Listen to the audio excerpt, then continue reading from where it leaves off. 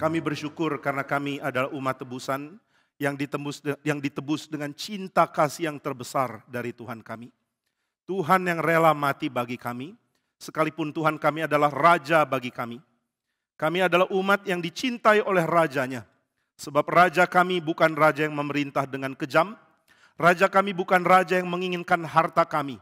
Raja kami bukan Raja yang ingin menghancurkan kami dengan memberikan semua perintah untuk meninggikan dirinya. Tapi Raja kami adalah Raja kami yang rela menundukkan diri ke dalam kehendak Sang Bapa untuk menebus kami. Raja kami adalah Raja yang rela dilukai, bahkan dimatikan dengan cara yang hina bagi kami. Sehingga dengan penuh sukacita kami melayani Raja sedemikian. Namun meskipun Raja kami adalah Raja yang rela dihina, rela direndahkan, rela mati, namun Raja kami adalah Raja yang juga memiliki kuasa kebangkitan di dalam dirinya. Maka di dalam salib Tuhan kami melihat cinta kasih dan juga melihat kemenangan Tuhan dinyatakan dengan kuasa kebangkitan yang tidak mungkin diambil dari kami. Terima kasih karena Raja kami memberkati kami, Raja kami mencintai kami, dan Raja kami membimbing kami. Tolong kami melihat Kristus di dalam khotbah pada hari ini. Sehingga dengan penuh sukacita hati kami dipikat olehnya, sehingga kami menyembah Dia dan mengikuti Dia seumur hidup kami. Kami bersyukur kami dapat kesempatan mendengar khotbah. Berkati hamba-Mu yang hina dan tidak layak ini. Biarlah melalui kisah yang dibagikan lewat khotbah hari ini, kami mendapatkan Kristus dinyatakan, dilukiskan dengan jelas bagi kami semua. Dalam nama Tuhan Yesus kami berdoa. Amin. Silakan duduk Bapak Ibu sekalian dan juga anak-anak sekalian. Setelah Saul mati, maka tentara dipimpin oleh seorang jenderal bernama Abner.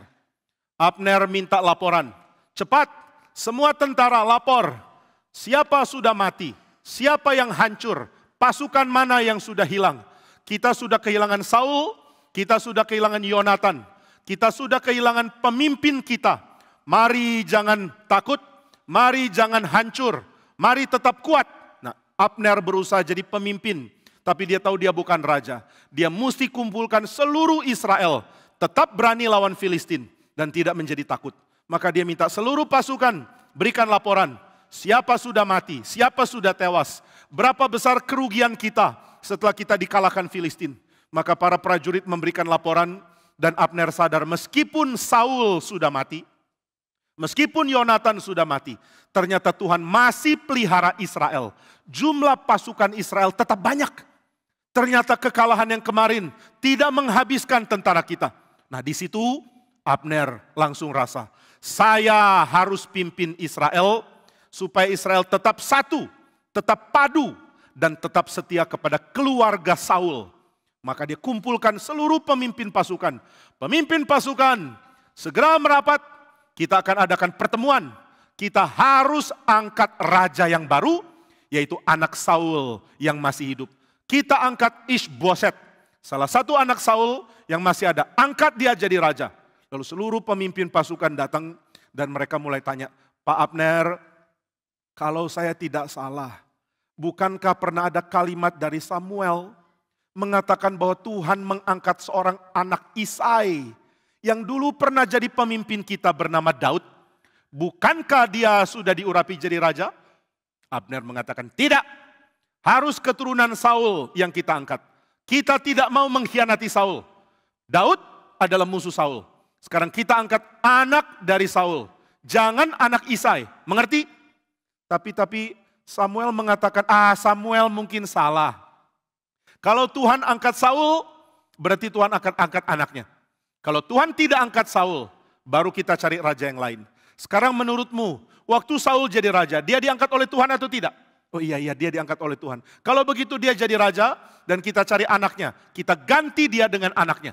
Saya ini panglima, saya mungkin bisa jadi penguasa, tapi saya tidak mau. Saya mau setia kepada Saul.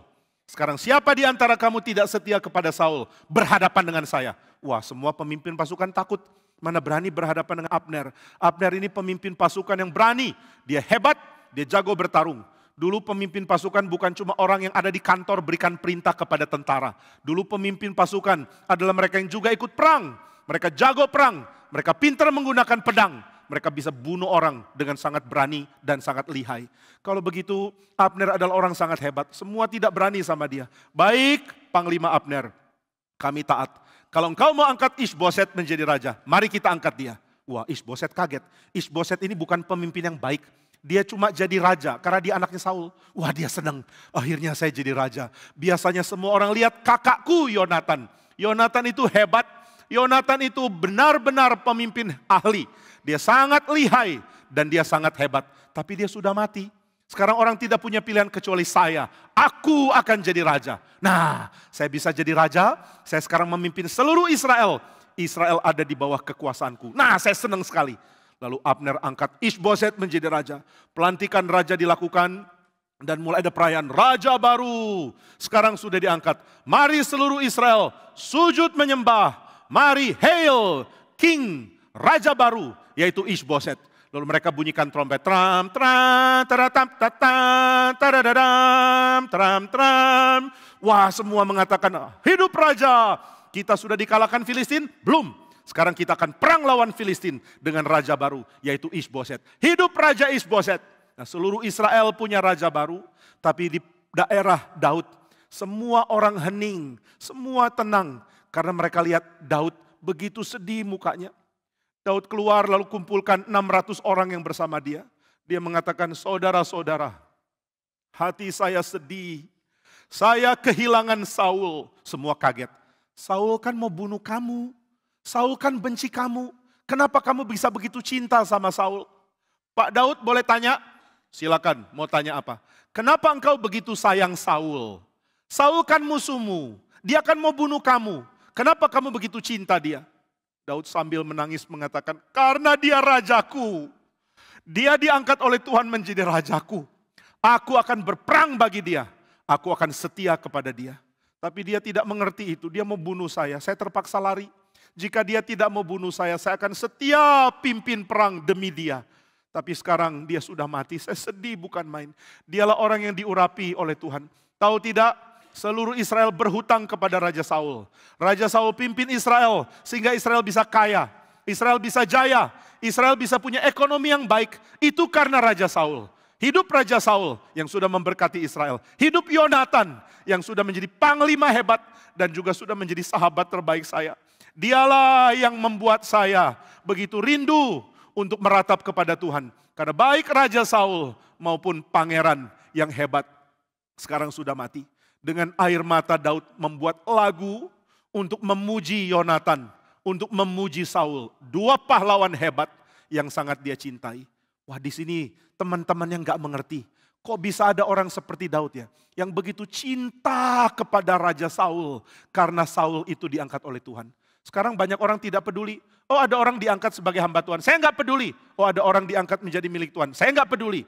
Tapi Daud tidak seperti itu. Yang dihargai oleh Tuhan, sangat dia hargai. Yang dibenci oleh Tuhan, sangat dia benci. Jadi Tuhan suka apa? Dia juga suka. Tuhan sayang siapa? Dia juga sayang. Tuhan angkat siapa? Dia akan hormat dan tunduk kepada orang itu. Maka Daud bersedih dan dia minta seluruh rakyat, mari bersedih, mari meratap. Lalu orang-orang di bawah mulai pikir, Daud bodoh. Mana berani bilang Daud bodoh? Kenapa kamu bilang Daud bodoh? Karena Daud tidak mau datang ke Israel. Saul mati, Yonatan mati. Sekarang coba pikir, Saul orang nomor 1. Tahu tidak orang nomor 2 siapa? Yonatan. Nah, Yonatan kan. Nomor 1 siapa? Saul. Nomor 2, Yonatan. Sekarang siapa yang mati? Saul mati, orang nomor 1. Begitu orang nomor 1 mati, orang nomor 2 naik. Tapi orang nomor 2 siapa? Yonatan sudah mati juga. Tahu nggak orang nomor 3 siapa? Siapa ya? Abner. Abner. Si pria tua yang jadi jenderal ngantuk itu. Enggak. Abner bukan pemimpin nomor 3. Tahu tidak di seluruh Israel siapa orang nomor 3? Setelah Saul, setelah Yonatan. Daudlah orang nomor 3. Dari dulu dia orang nomor 3. Yonatan nomor 2, Saul nomor 1. Waktu kita perang, seperti ini keadaannya. Sampai Daud diusir oleh Saul. Dia itu orang nomor 3.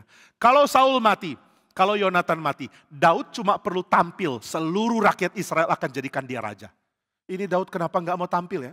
Ayo kita kasih usul yuk ke Daud supaya dia tampil ke Israel. Begitu orang Israel lihat itu Daud, langsung mereka bilang, Daud jadilah raja atas kami.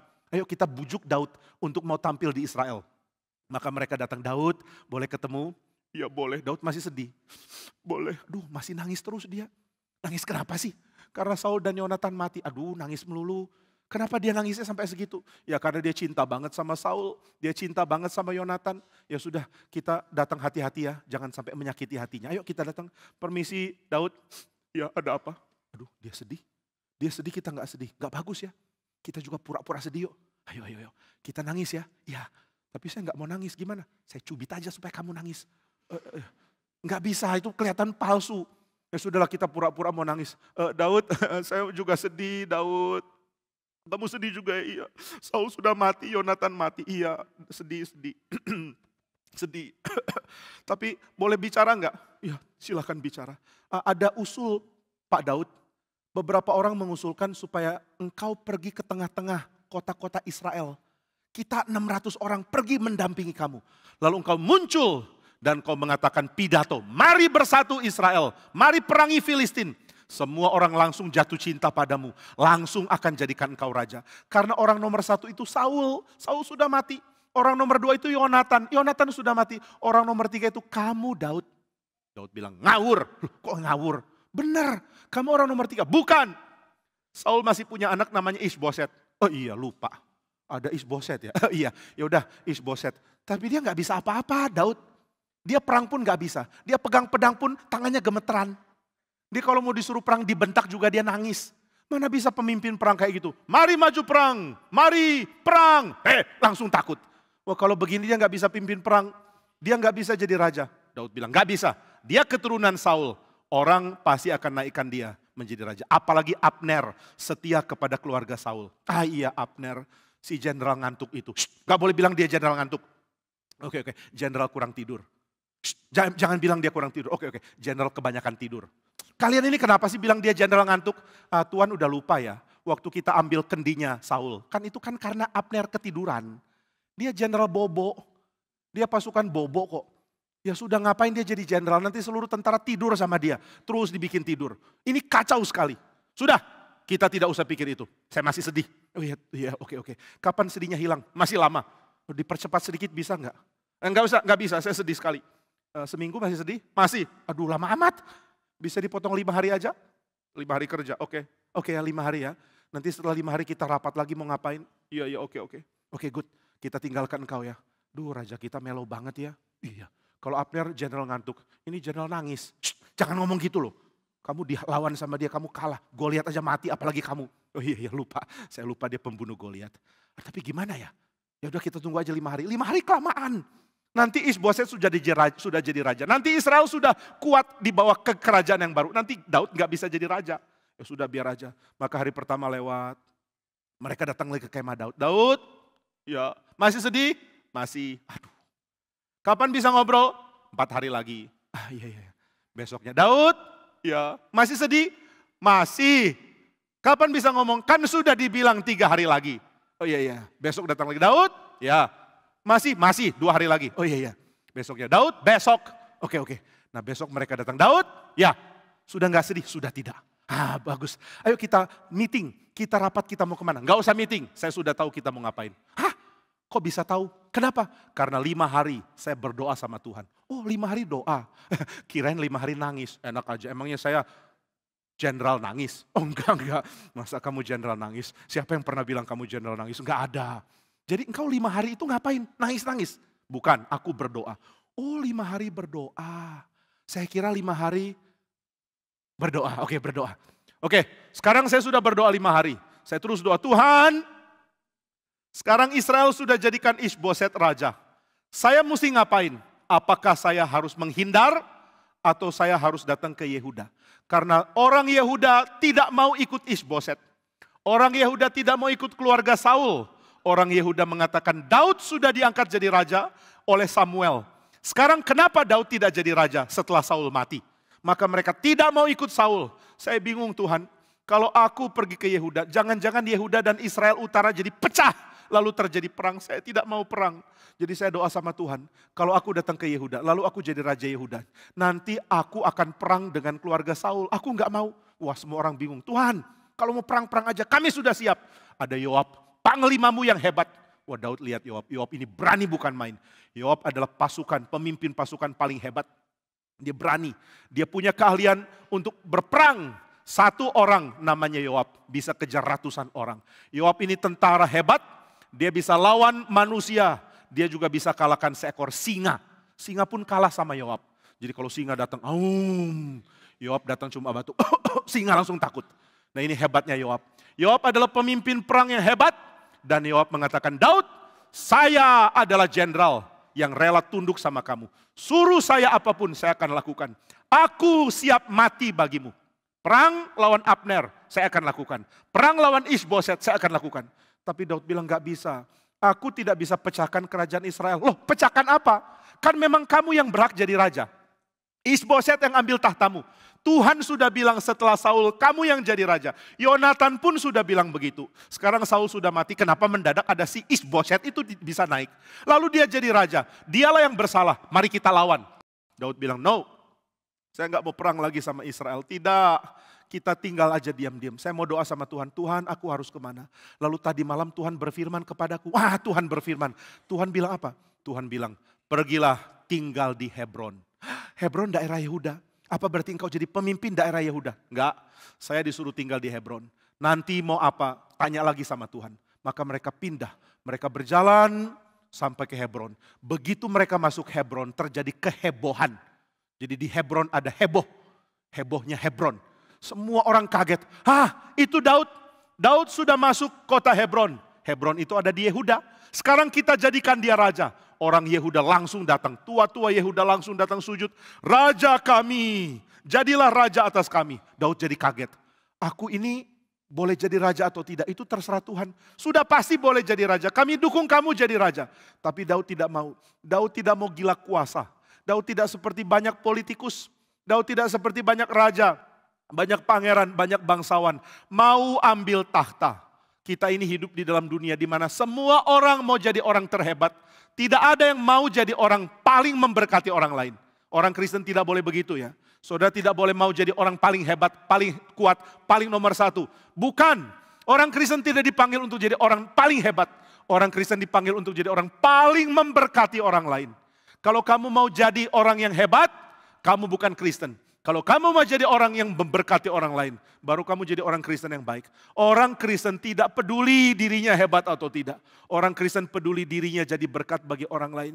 Jika saya masih hidup 1 hari, saya mau jadi berkat untuk sebanyak mungkin orang dalam 1 hari itu. Jika saya masih bisa hidup 1 jam, saya mau 1 jam terakhir saya menjadi berkat bagi orang lain. Jika masih ada 1 tarikan nafas, biar 1 tarikan nafas saya lakukan untuk jadi berkat bagi orang lain. Ini baru Kristen. Daud itu orang yang mirip dengan orang Kristen. Dia adalah prototipenya orang Kristen. Tapi orang lain tidak jadi Kristen. Orang lain maunya kuasa, maunya jadi hebat, maunya jadi orang yang paling penting, maunya jadi orang yang paling dihargai. Terus saya. Tapi Daud tidak. Daud mengatakan, Tuhan, saya tidak mau jadi raja jika engkau tidak suruh saya jadi raja. Saya tidak mau jadi pemimpin jika engkau tidak suruh saya jadi pemimpin. Sekarang saya disuruh engkau, Tuhan, untuk pindah ke Hebron. Saya pindah ke Hebron, pasti orang Hebron mau jadikan saya raja. Raja atas Yehuda. Tapi kalau aku jadi raja atas Yehuda, aku akan pecahkan Israel. Tapi Tuhan memberikan firman, Daud, wah Tuhan berfirman kepada aku. Daud sangat-sangat gentar. Tuhan, apakah yang engkau akan firmankan? Hambamu mendengar. Dan Tuhan berkata, aku menjadikan engkau raja Israel. Wah, apakah berarti aku boleh jadi raja di Yehuda? Terimalah tawaran mereka, engkau jadi raja di Yehuda. Tapi jangan menyerang Raja Isboset. Oke, jadilah raja Yehuda dulu. Aku akan mengakhiri dinastinya Saul. Aku akan menghancurkan keluarga Saul seperti janjiku. Tapi kamu jangan bertindak apa-apa menghancurkan keluarga Saul. Daud mengatakan, baik Tuhan, aku akan jadi raja di Yehuda.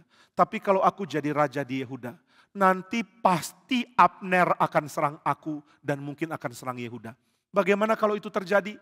Nah, ini tidak tercatat di Alkitab, tapi ini pengertian yang sangat-sangat sesuai dengan cerita Alkitab yang kita lihat di dalam kitab 2 Samuel. Dan Tuhan berfirman, jika Abner menyerang kamu, kamu boleh bela diri. Tapi kamu tidak pergi menyerang Raja Isboset. Daud mengatakan, iya Tuhan, aku akan diam. Tapi kalau Abner menyerang, aku akan bela diri. Nah ini yang Tuhan izinkan. Maka di Hebron terjadi pesta pelantikan raja. Raja Daud, Raja Yehuda. Berarti Yehuda sekarang memisahkan diri dari Israel. Yehuda jadi kerajaan terpecah. Yehuda tidak mau ikut Isboset. Yehuda mau ikut Daud. Daud Raja Yehuda. Nah begitu Abner dengar, Abner marah. Ini Yehuda kenapa memisahkan diri? Memecahkan diri dari umat Tuhan. Saya mau kirim surat kepada Raja Yehuda, yaitu Daud, si pengkhianat itu. Abner tulis surat. Daud dan orang Yehuda dan para tua-tua Yehuda, bertobatlah, kembalilah ke Israel. Jangan pecah, jangan memisahkan diri, jangan bikin Israel pecah seperti ini. Wah, Abner kirim surat, dibaca sama Yoab. Yoab baca, Abner kirim surat, sombong banget. Mari kita balas suratnya. Ditulis, Raja Daud harusnya jadi raja di Israel. Kamulah yang memecahkan Israel dengan sembarangan angkat raja. Waktu kamu angkat Isboset, sudah tanya Tuhan belum? Waktu engkau angkat raja, apakah ini sesuai kehendak Tuhan atau tidak? Yang dilakukan Abner adalah tradisi. Biasanya kalau raja mati, anaknya yang diangkat. Ini biasanya. Tapi dia tidak tanya Tuhan, dia tidak peka terhadap pimpinan Tuhan. Ini lain dengan Daud. Daud tidak lakukan tradisi. Daud tanya Tuhan, Tuhan, sekarang Raja Saul sudah mati. Sekarang Yonatan sudah mati. Apa yang harus aku lakukan? Waktu Tuhan tidak bicara, dia diam. Dia tunggu, dia tidak mau bergerak. Dia tidak mau ambil keputusan. Sampai dia yakin Tuhan suruh dia melakukan sesuatu. Maka dia tanya, Tuhan haruskah aku pindah ke Hebron? Tuhan bilang silakan. Baru dia pindah. Waktu tua-tua Yehuda mengatakan, Daud jadilah raja atas kami. Dia tanya dulu sama Tuhan, Tuhan bolehkah aku jadi raja atas Yehuda? Dan Tuhan bilang silakan. Baru dia mau jadi raja. Jadi Abner dibalas suratnya. Kamu Abner tidak pernah tanya Tuhan. Kamu langsung lakukan apa yang sesuai dengan tradisi. Saudara, gereja tidak boleh seperti ini. Kalau ditanya, kenapa lakukan ini? Biasanya begini. Dari dulu sudah begini. Dari nenek moyang sudah begini. Kenapa harus begini? Ya karena papaku lakukan ini. Kenapa papa lakukan ini? Karena papanya papa lakukan ini. Kenapa papanya papa lakukan ini? Karena papanya papa lakukan ini. Kenapa papanya papa lakukan ini? Karena papanya papa lakukan ini. Kenapa papanya papa lakukan ini? Karena papanya papa lakukan ini. Sampai kapan mau begini? Nah Daud tidak begitu. Ditanya, maukah kamu jadi raja? Tunggu Tuhan. Maukah pindah? Tunggu Tuhan. Saudara, kalau kita mau lakukan itu, mau lakukan ini, kenapa? Tuhan yang suruh. Mau kerja di sini, kenapa? Tuhan yang suruh. Kita enggak begitu. Kita sudah punya keinginan, baru doa sama Tuhan. Mau kuliah di mana? Aku mau kuliah di Eropa. Baru doa sama Tuhan. Tuhan, berikanlah aku Eropa. Loh, kamu ke Eropa karena Tuhan suruh? Atau karena kamu yang mau? Lalu suruh Tuhan ikut-ikut kamu. Kalau mau jadi hamba Tuhan, Tuhan tempatkan aku di mana saja. Asal di kota besar. Tuhan, aku punya beban untuk New York. Aku punya beban untuk Boston. Aku punya beban untuk Michigan. Aku punya beban untuk Paris. Aku punya beban untuk Geneva. Karena Calvin ada di situ. Lalu Tuhan bilang, pergilah ke Tangerang. Tuhan, aku gak ada beban di Tangerang. Tangerang cuma ada tang sama ada erangan. Maka di Tangerang cuma ada tang yang mengerang. Kalau begitu saya gak mau ke sana. Gak bisa, kamu harus ke sana. Janganlah Tuhan, lalu doa puasa. Tuhan kirimkan aku ke Boston, kirimkan aku ke New York. Ini bukan saya gak pernah doa begitu. Lalu nasibnya berakhir di Tangerang. Nah semua maunya, saya sudah mau lakukan ini, lalu doa sama Tuhan. Ini yang saya mau, lalu doa sama Tuhan. Terbalik, doa dulu sama Tuhan, baru punya kemauan. Doa dulu sama Tuhan, baru punya rencana. Doa dulu sama Tuhan, baru bikin keputusan. Kita orang Kristen memalukan. Karena kita sudah mau sesuatu, lalu doa sama Tuhan, suruh konfirmasi yang kita mau. Benarkah itu? Tidak. Jangan seperti itu. Doa dulu, baru punya keinginan. Doa dulu, baru melangkah. Engkau cari kerja, doa dulu atau tidak? Engkau ambil keputusan di perusahaan, doa dulu atau tidak? Apapun yang kau lakukan selalu maumu, bukan maunya Tuhan. Daud bukan begitu. Tuhan, apakah maumu? Semua orang suruh saya jadi raja. Saya tidak mau jadi raja, kecuali Tuhan yang suruh. Tuhan, apakah maumu? Semua orang suruh saya pindah ke Hebron, di situ tempat aman, di situ tempat bagus, di situ tempat yang enak. Tapi aku mau tanya Tuhan, apakah ini maumu? Apakah ini kehendakmu? Jika ini kehendakmu, baru saya melangkah. Jika ini bukan kehendakmu, saya tidak mau melangkah. Your will be done. Biar kehendakmu yang jadi. Inilah Daud.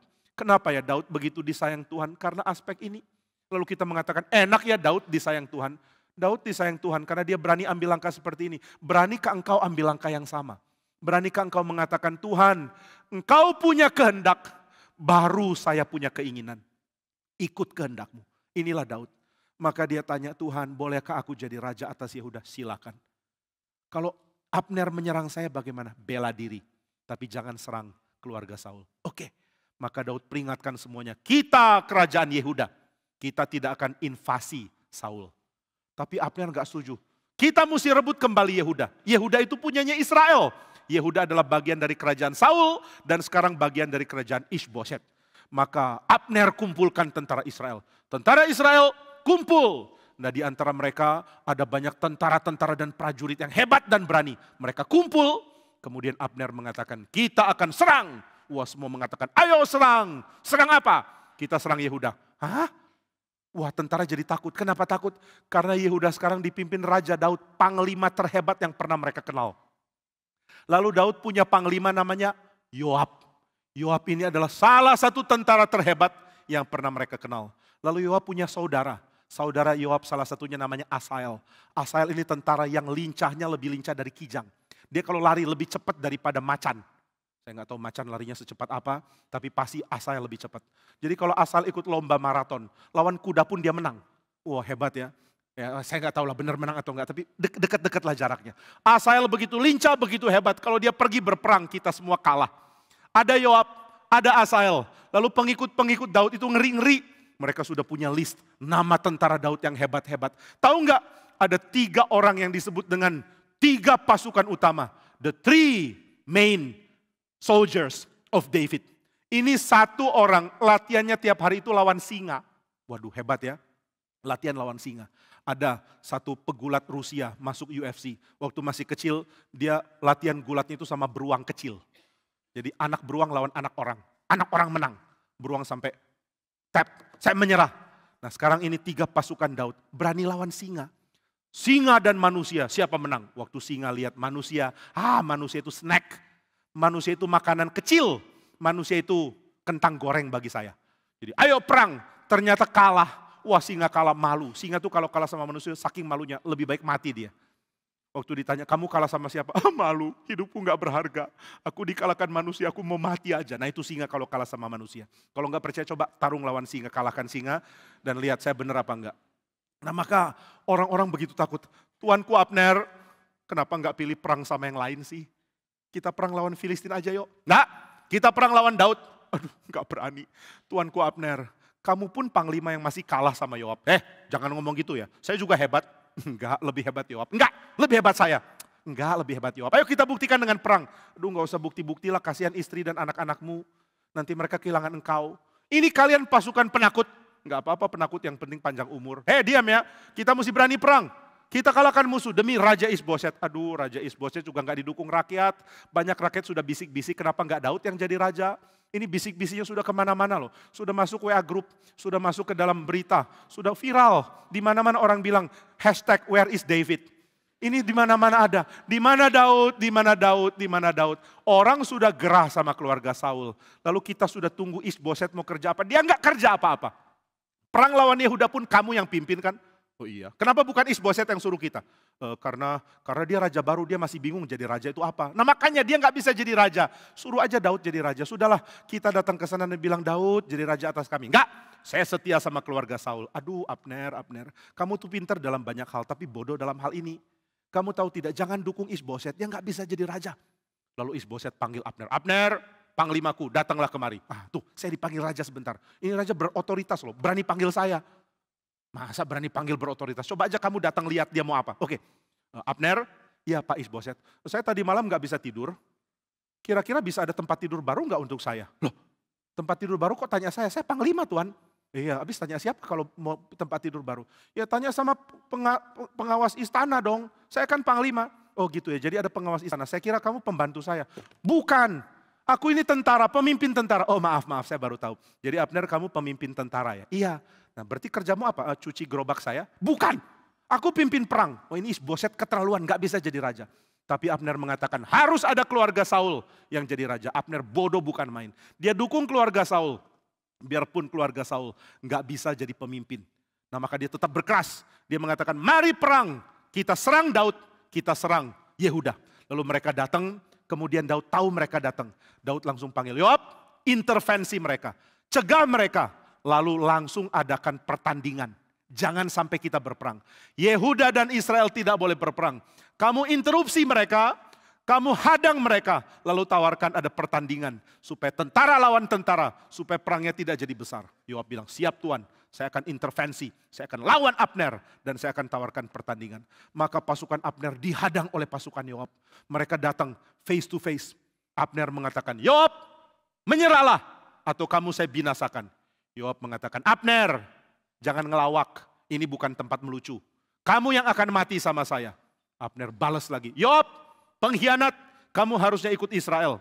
Abner dibalas sama Yoab, Abner, kamu yang pengkhianat, harusnya kerajaan Israel milik Daud. Akhirnya mereka perang, mereka terus bertempur. Satu kali tentara dikejar, tentara dari Yoab kejar Abner. Abner kaget, dia lagi perang, tiba-tiba dia mulai outnumbered. Jumlahnya kalah. Lalu satu orang lari cepat bukan main kejar dia. Dia terpaksa lari, dia lari ke atas bukit. Dan dia lihat di belakang dia dikejar oleh Asael. Asael kejar cepat bukan main. Dia sambil lihat ke belakang sambil sadar, itu Asael. Asael larinya cepat, tapi Asael kurang pinter pakai tombak. Sedangkan Abner sangat jago pakai tombak. Dia lihat Asael, Asael, itu kamu atau bukan? Asael sambil lari sambil bilang, ya ini saya kejar kamu. Abner lari lagi. Abner waktu lari sudah makin ngos-ngosan. Asael, itu kamu? Bukan. Asael lari tetap tenang nafasnya karena dia jago lari. Bukan Abner, saking jagonya nafasnya. Ini adalah Asael yang baru, yang lebih hebat dari Asael yang dulu. Wah, Abner makin kaget. Abner berhenti, sudah gak kuat lari. Sudah, saya gak bisa lari lagi. Kalau gak bisa lari, bersiaplah mati. Abner mengatakan gak bisa. Kita akan tarung dan kamu akan kalah. Gak bisa, aku gak mungkin kalah. Kalau lari, kamu gak mungkin kalah. Kalau pakai pedang, kamu pasti kalah. Saya lebih jago dari kamu. Sudah, jangan kejar saya. Kalau kamu mati, saya nanti makin ribut sama Yoab, kakakmu. Asael mengatakan, enggak, mari kita perang. Abner bilangnya sudah, oke perang. Kalau lomba lari saya kalah, kalau pakai pedang kamu yang mati. Lalu mereka mulai tarung, enggak berapa lama Asael tertikam dan mati. Lalu Abner begitu sedih, saya terpaksa bunuh adik dari pemimpin pasukan Daud. Maka trompet pun ditiup, trompet tanda mundur. Mereka semua mundur dan mereka mulai hitung kerugian. Tentara berapa yang mati. Lalu Yoab mengatakan, Abner, daripada begini terus, mari kita adakan pertandingan. Satu-satu, beberapa tentara kita kumpul yang paling baik, lalu tarung satu sama lain. Akhirnya mereka bertarung satu sama lain, saling tikam. Yang mati jadi banyak. Kemudian Abner mengatakan, Yoab sudahlah kita jangan perang terus. Mari kita hentikan ini. Yoab mengatakan, demi Tuhan, kalau dari tadi kamu minta berhenti, saya sudah berhenti dari tadi. Saya tidak mau bunuh kamu, kamu yang serang kami. Abner mengatakan, ya sudah kita berhenti sekarang. Maka mereka berhenti tidak lanjut perang. Mereka mengatakan kita damai, jangan saling bunuh. Kita sama-sama punya musuh orang Filistin. Mari susun kekuatan. Daud jadi Raja Yehuda, kemudian Isboset jadi Raja Israel. Oke, maka mereka jabat tangan, tanda perdamaian. Lalu Daud tulis surat kepada Isboset, jangan gentar, saya tidak akan serang kamu. Meskipun saya sudah jadi Raja Yehuda, kamu silakan jadi Raja di Israel. Nah jadi Daud tunggu Tuhan, kalau memang aku akan jadi Raja seluruh Israel, biar Tuhan yang atur. Enggak usah saya. Maka dia jadi raja di Yehuda selama 7 tahun. Dia terus sabar. Dia pimpin Yehuda dengan baik. Lalu Isboset makin kacau. Dia panggil Abner. Abner sini sebentar. Ada apa Raja Isboset? Saya curiga loh sama kamu. Hah? Curiga sama saya? Maksudnya apa sih? Ini raja aneh-aneh aja. Saya lihat kemarin ya, kamu lirik-lirik istri saya. Hah? Aku? Iya, lirik-lirik istri saya kan? Ayo ngaku. Saya enggak lirik-lirik istrimu. Istri saya cantik enggak? Enggak ya, jangan menghina istri raja loh. Kenapa raja ngomong kayak gini? Istrimu cantik, nah berarti lirik.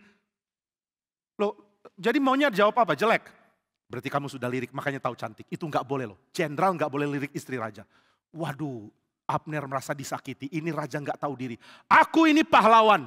Aku ini panglima perang. Aku punya pasukan, semua taat sama saya. Semua pasukan tidak ada yang hormat sama kamu. Kamu raja yang tidak dihormati. Dan kamu sudah hina saya seperti ini. Sekarang cukup, saya akan serahkan Israel kepada Daud. Wah, Isboset jadi kaget. Oh, jangan gitu dong Abner. Abner kita baikan yuk. Salam, kita baikan ya, maaf ya saya salah. Enggak, kamu sudah hina saya. Oh jangan gitu Abner, saya takut nih, saya jadi raja yang bingung. Kalau enggak ada jenderal, saya ada siapa? Enggak peduli. saya akan runtuhkan kamu. Saya akan berikan kerajaan ini kepada Daud. Kenapa? Karena kamu tuduh saya suka sama istrimu. Ya, tapi memang suka akan ngaku. Ya sudah cukup. Saya akan serahkan kerajaan ini kepada Daud. Nah hanya gara-gara hal kecil, akhirnya keadaan jadi rusak. Tuduhan-tuduhan yang gak masuk akal. Membuat seluruh kerajaan Israel, akhirnya Tuhan mau serahkan kepada Daud. Kalau Tuhan yang mau kasih, Tuhan akan pakai kebodohan musuh kita. Saudara, orang Kristen punya musuh. Biar Tuhan bikin musuh kita jadi bodoh. Lalu kita mengerjakan pekerjaan Tuhan. Gak perlu terus-menerus mau lawan musuh kita. Saudara disakiti orang, saudara diperlakukan tidak adil, saudara punya pemimpin yang jahat, biarin. Gak usah terlalu banyak cerewet mau hancurkan orang lain. Biar Tuhan yang hancurkan musuh kita. Sekarang banyak orang mengatakan, orang Kristen harus berani lawan pemerintah, harus berani demo. Saya tanya, kenapa mesti demo? Ya karena kita mesti show of force. Terus abis demo ada yang susupi. Apa gunanya demo kita? Saudara mau demo silakan, tapi coba pertimbangkan apakah hal itu hal yang baik atau tidak. Lebih baik serahkan ke Tuhan, dan ini akan dihina orang. Serahkan ke Tuhan, dasar orang Kristen pasif. Bukan pasif, kita sibuk kerjakan yang lain. Hal-hal berkait dengan musuh kita, biar kita serahkan ke Tuhan. GRI banyak kerjaan, kenapa mesti terus sibuk urus hal-hal yang kita tidak dipanggil untuk lakukan. Kalau ada orang yang jahat, ada orang tindas kita, sudah serahkan dia ke Tuhan. Kita tidak harus susun rencana balas dendam. Kita terlalu sibuk untuk itu. Maka Tuhan yang urus Isboset. Tuhan bikin dia bodoh. Tuhan bikin dia jadi raja yang bikin benci bawahannya. Akhirnya bawahannya sudah benci sama dia. Abner dengan muka panas, dengan marah. Dia turun keluar dari istana. Mukanya begitu marah. Tentara tanya, Pak Abner, Tuan kenapa mukamu begitu? Diam. Galak loh. Kenapa disuruh diam? Saya suruh dia malah ngomong terus. Oh iya maaf. Sekarang semua pasukan kumpul. Kita mau berangkat ke Yehuda. Hah? Mau ngapain perang lagi? Bukan. Aku mau serahkan seluruh Israel kepada Daud. Akhirnya lu waras juga ya. Dari tadi kek. Ayo setuju. Kita serahkan Israel kepada Daud. Wah Isboset dengar ini dia mulai gemetar. Waduh saya jadi takut. Kalau begini saya punya kerajaan gak lama lagi dong. Gimana dong? Dia begitu ketakutan, dia begitu gentar. Lalu Abner dan pasukannya mau bertemu Daud. Daud minta waktu ketemu. Wow, ketemu. Abner dan Daud bertemu. Ini teman lamanya Daud. Karena dulu waktu Daud masih tentara Saul. Abner ini atasannya. Wah Daud langsung peluk Abner. Abner kangen sekali. Sudah lama gak ketemu kamu. Abner juga peluk Daud. Daud saya kangen. Sudah lama gak ketemu. Mari silakan duduk. Mau minum apa? Minum apa yang ada di sini. Di sini ada banyak. Kamu bisa minum air, bisa minum wine yang terbaik, bisa minum madu, ada banyak. Silakan dari kerajaan Yehuda untuk kamu. Wah terima kasih. Raja Daud, saya mau punya proposal untukmu. Apa itu? Maukah engkau jadi Raja Israel? Daud kaget. Hah? Aku Raja Israel? Bukankah kamu setia sama keluarga Saul? Tidak lagi. Keluarga Saul keluarga yang kacau. Isboset raja yang buruk. Dan dia tidak berhak jadi raja. Engkaulah yang harusnya menjadi pemimpin kami. Maafkan kesalahan saya. Sekarang saya akan tunduk kepadamu. Saya akan setia kepadamu. Raja Daud mengatakan, tunggu ya. Tuhan yang akan hukum Isboset. Bukan saya, bukan kamu. Biar kita tidak pakai tangan kita untuk sakiti dia. Jika Tuhan ingin saya jadi Raja Israel, biar Tuhan yang singkirkan Isboset. Jangan saya dan jangan kamu. Wah Abner bingung. Kalau bukan kita yang singkirkan terus siapa? Biar Tuhan yang singkirkan. Tuhan singkirkan caranya bagaimana? Itu urusan Tuhan. Urusan kita adalah pilih mau minum apa. Ya gini aja. Oke. Wah Abner makin kagum sama Daud. Daud ini gak gila kuasa loh. Maka dia jabat tangan Daud. Daud terima kasih. Saya akan usahakan supaya seluruh Israel setia sama kamu. Sehingga ketika Tuhan hukum Isboset dan dia mati. Seluruh Israel akan dukung kamu. Aku akan arahkan hati Israel kepadamu. Itu janjiku kepadamu. Baik terima kasih. Saudaraku Abner, maka mereka pisah. Tapi sebelum mereka pisah, Yoab baru pulang dari perjalanan mengelilingi Yehuda, mengamankan. Begitu dia sampai, ada orang bilang, Tuhan, ada kehebohan terjadi. Ada apa? Abner datang. Abner, mana dia? Itu musuh kita. Dia sudah masuk ke istana Daud. Ngapain dia di istana Daud? Nggak tahu. Wah Abner, Yoab marah sekali. Yoab datang ke istana Daud, tanya, Daud, tadi Abner kesini ya? Iya. Kenapa nggak langsung disembelih aja? Shh, jangan. Saya ada deal dengan dia. Hah? Deal dengan musuh? Saya nggak setuju. Yoab marah sekali. Saya tidak setuju kamu deal dengan dia. Daud kaget. Kenapa kamu begitu? Kamu kan panglimaku. Kenapa nggak mau tunduk sama saya? Tidak. Saya tidak mau tunduk kepadamu dalam hal ini. Yoab kenapa berani begitu? Kenapa? Dia, Abner, membunuh adik saya. Oh Daud kaget. Kapan dia bunuh? Waktu perang yang terakhir. Dia bunuh adik saya. Loh itu kan perang, namanya perang ya begitu. Kalau dia tidak bunuh adikmu, adikmu bunuh dia. Nggak apa-apa, adikku bunuh dia boleh. Dia nggak boleh bunuh adikku. Loh perang mana bisa begitu? Pokoknya saya tidak peduli, saya sudah sakit hati. Kamu harus memusuhi Abner. Daud heran, Yoab taat sama saya rajamu. Yoab marah, tapi dia berusaha, oke saya mau taat. Saya taat, bagus. Sekarang kita dukung Abner, dia akan serahkan seluruh Israel kepada saya. Iya saya taat, baik, hormat tuanku Raja Daud. Salam, saya akan taat kepadamu. Abner masih marah. Dia ngomong taat tapi hatinya berontak. Maka dia keluar, dia suruh orang panggil Abner. Abner dapat panggilan. Tuanku Abner, Tuan Panglima Yoab mau bertemu engkau. Salam damai katanya. Oh oke. Lalu Yoab bertemu dengan Abner. Abner datang, Yoab kita sudah tidak perang ya. Iya. Lalu Yoab ambil pisaunya, lalu pura-pura jatuhkan. Aduh maaf pisauku jatuh. Oh enggak apa-apa saya ambilkan. Abner ambilkan. Begitu Abner ambilkan, Yoab langsung keluarkan pedangnya. Begitu dia keluarkan pedang, Abnernya tegak, langsung dia tikam perutnya Abner. Abner mati di situ. Yoab mengatakan, inilah upah sudah bunuh adik saya. Maka Abner dibunuh pada saat itu. Semua pasukan tentara kaget, Yoab bunuh Abner. Wah semua kaget, tapi enggak ada yang berani tangkap Yoab. Begitu Yoab tarik pedangnya, Abner jatuh dan mati di situ. Yoab cuma lihat pasukan tentara. Siapa mau lawan saya lagi? Wah nggak ada yang berani.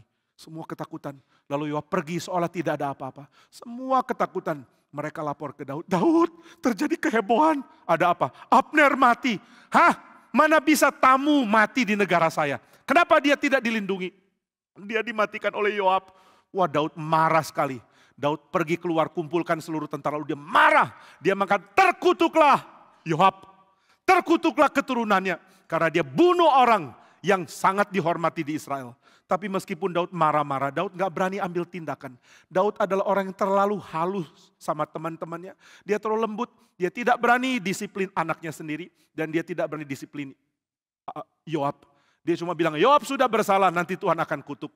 Tapi dia tidak ambil hukuman. Maka Yoab mulai tahu, oh ternyata Daud gak berani hukum saya. Nah, Yoab mulai merasa dirinya berhak untuk menjadi pemimpin yang pura-pura setia sama Daud, tapi tetap jalankan kehendaknya. Maka saat itu ada noda di dalam kerajaan Daud.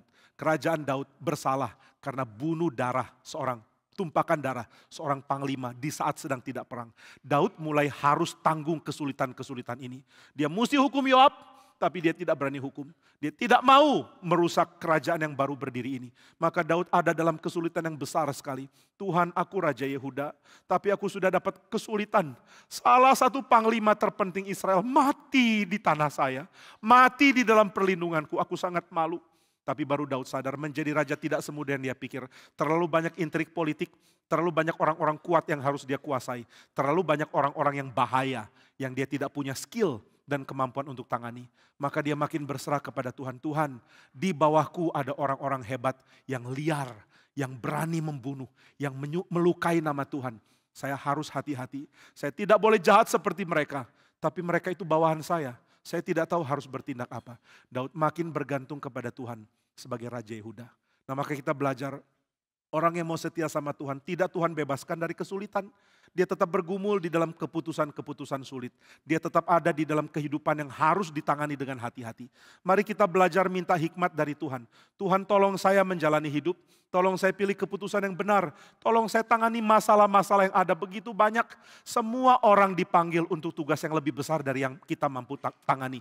Saudara punya pekerjaan di kantormu lebih besar dari yang engkau mampu tangani. Engkau punya bisnis yang engkau jalankan lebih sulit dari kemampuanmu menangani. Engkau punya tugas, PR, pekerjaan sebagai mahasiswa, sebagai pekerja, sebagai pegawai lebih besar dari yang engkau mampu tangani. Mari minta kekuatan dari Tuhan. Mari minta Tuhan lindungi dan topang kita dengan hikmatnya. Kiranya Tuhan menyertai dan memimpin kita sekalian. Mari kita berdoa. Bapa di surga, kami gentar menjalankan hidup kami karena hidup kami penuh dengan kesulitan-kesulitan yang tidak mampu kami tangani sendiri. Jika Tuhan mempercayakan kami pekerjaan, kami tahu di dalam pekerjaan kami ada banyak beban yang kami tidak sanggup tangani. Tolonglah kami. Sama seperti Daud tidak sanggup menangani Yoab. Sama seperti Daud tidak bisa menjadi raja yang sempurna. Banyak cacat, banyak kelemahan. Demikian juga kami di hadapan-Mu. Kami adalah orang-orang yang banyak cacat dan banyak kelemahan. Kami tidak sanggup menjalankan tugas yang Engkau percayakan. Tapi Engkaulah yang mempercayakan kepada kami. Izinkan kami menjalani tugas kami dengan tuntunan dan dengan kekuatan dari Tuhan. Sama seperti Daud belajar berserah kepada Tuhan, demikian kami mau belajar berserah kepada Tuhan. Dengarlah doa kami ya Tuhan, dalam nama Tuhan Yesus kami berdoa. Amin.